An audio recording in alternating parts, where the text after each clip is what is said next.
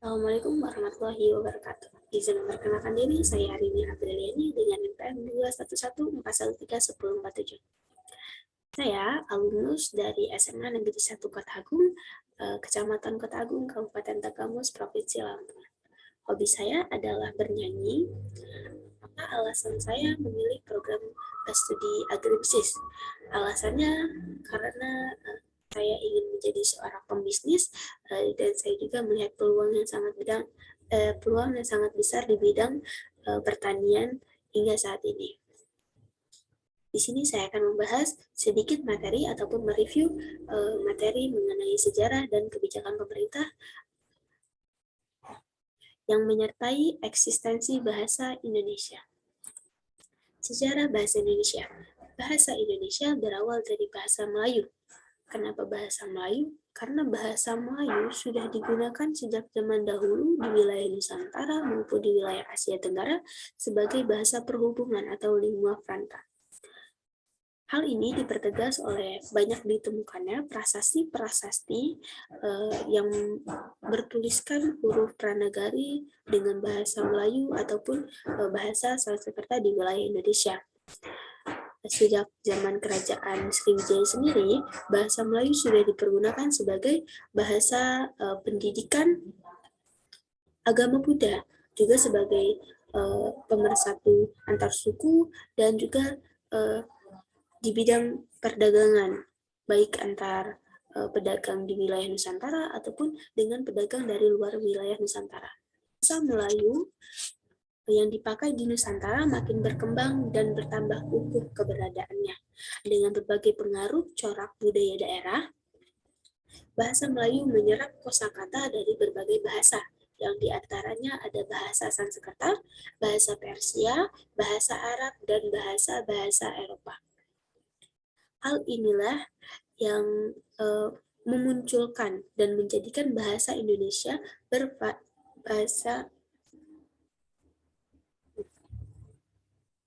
Hal inilah yang memunculkan dan menjadikan berbagai variasi dan dialek hingga saat ini. Lalu, bahasa Melayu sangat mempengaruhi dan mendorong persatuan dan persaudaraan di Indonesia. Pada zaman perjuangan saat itu, para pemuda menggunakan bahasa Melayu sebagai bahasa komunikasi, dan pemuda Indonesia akhirnya mengangkat bahasa Melayu menjadi bahasa Indonesia dan hingga saat ini sebagai bahasa persatuan Indonesia. Dan itu dimulai pada tahun 1928, tepatnya pada momen atau peristiwa Sumpah Pemuda pada tanggal 28 Oktober. Dan selain itu juga, bidang politik, perdagangan, surat kabar, hingga majalah berperan aktif atau memegang andil dalam memodernisasi bahasa Indonesia. Selain itu juga, dengan adanya proklamasi, mengukuhkan kedudukan dan fungsi bahasa Indonesia secara konstitusional, jadi semakin kuat. Selanjutnya, peran penting Sumpah Pemuda. Jika kita menilik lagi kenapa para pemuda sudah mengukuhkan ataupun mengangkat bahasa Melayu sebagai bahasa Indonesia dan menggunakan bahasa Indonesia sebagai bahasa persatuan sejak tahun 1928, yang pada saat itu masih jauh dari tahun kemerdekaan. Hal ini dikarenakan semangat pejuang dari bangsa ataupun pemuda-pemuda Indonesia pada saat itu. Mereka tahu mereka butuh alat pemersatu dan diantaranya adalah bahasa Indonesia. Kenapa? Karena bahasa di Indonesia ini sangat banyak sekali dan diperlukan satu alat komunikasi ataupun yang dapat dimengerti oleh seluruh wilayah Indonesia, maka dibentuklah bahasa Indonesia. Dan bahasa Indonesia ini muncul ketika momen Sumpah Pemuda, yang pada saat itu Sumpah Pemuda tercetus pada saat Kongres Pemuda II pada tanggal 28 Oktober 1928 dengan 3 butir tujuan. Yang pertama, melahirkan cita-cita perkumpulan pemuda-pemuda Indonesia, lalu membicarakan beberapa masalah terkait pergerakan pemuda Indonesia, dan yang ketiga adalah memperkuat kesadaran bangsa dan memperteguh persatuan Indonesia. Kongres Pemuda II pada saat itu dihadiri oleh perkumpulan pelajar-pelajar Indonesia, Yong Yava, Yong Ambon, Yong Sumatera, Yong Batak, pemuda Indonesia, dan sebagainya. Sumpah Pemuda juga dapat dikatakan sebagai titik balik kesadaran berbangsa dan bernegara. Karena pada saat itu, seluruh rakyat mengakui satu bahasa Indonesia di tengah banyaknya bahasa daerah yang ada di negeri ini. Dan hal itu ditandai dengan penggunaan kata menjunjung tinggi bahasa Indonesia pada Ikrar Sumpah Pemuda. Jadi tidak mengesampingkan bahasa yang lainnya, namun tetap mengutamakan bahasa Indonesia sebagai bahasa persatuan. Lalu kebijakan politik bahasa Indonesia. Apa sih arti kebijakan politik dan apakah tetap dengan adanya kebijakan politik ini dapat menjamin eksistensi bahasa Indonesia ke depannya? Ya, tentu saja. Jika dilihat dari yang pertama adalah Momen Sumpah Pemuda. Momen Sumpah Pemuda ini merupakan dasar bersatunya para pemuda yang menggunakan bahasa Indonesia sebagai bahasa persatuan.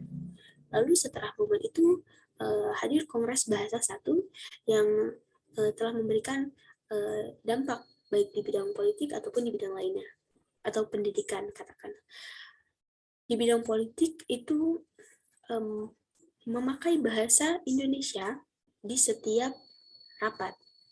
Lalu ada beberapa usulan seperti pembentukan institusi dan kesusastraan, pembakuan bahasa Indonesia, dan perbaikan bahasa dalam surat kabar, susunan tata bahasa baku, dan perubahan dari bahasa Melayu Riau. Karena bahasa Melayu Riau itu merupakan titik cikal bakal dari bahasa Indonesia yang ada sekarang ini. Berbeda dengan bahasa Melayu di negara Malaysia, karena bahasa Melayu Riau sudah terdapat pengaruh-pengaruh dari bahasa lainnya, seperti bahasa Arab, Persia, dan bahasa Eropa lainnya yang tadi sudah dikatakan. Lalu proklamasi kemerdekaan. Tentu saja proklamasi kemerdekaan memegang peran penting dalam eksistensi bahasa hingga saat ini juga selain Sumpah Pemuda. Karena dengan diproklamirkannya kemerdekaan Indonesia pada tanggal 17 Agustus 1945 itu memberikan kepastian hukum keberadaan bahasa Indonesia sebagai bahasa resmi bangsa Indonesia. Dan bahasa Indonesia itu dapat dikatakan sebagai bahasa nasional dan bahasa negara. Dikatakan bahasa nasional itu kita dapat melihat saat momen Sumpah Pemuda. Itu momen atau peristiwa yang menyatukan keragaman gitu. Kenapa kita gambarkan dengan momen Sumpah Pemuda? Karena bahasa nasional memiliki 4 tujuan ataupun fungsi. Yang pertama adalah sebagai lambang kebanggaan nasional, yang kedua sebagai lambang identitas nasional, yang ketiga alat perhubungan antar warga, daerah, dan suku, dan terakhir adalah penyatuan berbagai suku bangsa. Maka dari itu, bahasa Indonesia dapat dikatakan sebagai nasional, bahasa nasional. Juga bahasa Indonesia dikatakan sebagai bahasa negara. Dikatakan sebagai bahasa negara karena Indonesia telah memasukkan bahasa Indonesia sebagai bagian konstitusi yang dijaga secara hukum. Lalu kebijakan pemerintah lainnya itu tercantum dalam Undang-Undang Nomor 24 Tahun 2009. Itu tentang bendera, bahasa, dan lambang negara serta lagu kebangsaan. Isinya semua tentang identitas bangsa. Lalu ada Peraturan Presiden Nomor 63 Tahun 2009 yang isinya itu penggunaan bahasa harus memenuhi kriteria bahasa Indonesia yang baik dan benar sesuai kaidah tata bahasa, ejaan, dan kaidah pembentukan istilah. Dan itu harus digunakan di bidang pemerintahan. Apakah kebijakan-kebijakan yang ada ini dapat membuat bahasa Indonesia tetap eksis ke depannya? Tentu saja iya, karena kebijakan ini yang memperkokoh dan mempertahankan agar bahasa Indonesia harus dilestarikan dan dijaga seperti itu. Sekian pemaparan saya mengenai sejarah dan kebijakan politik bahasa Indonesia. Apabila ada salah kata ataupun dalam penyampaian, saya mohon maaf. Saya akhiri. Wassalamualaikum warahmatullahi wabarakatuh.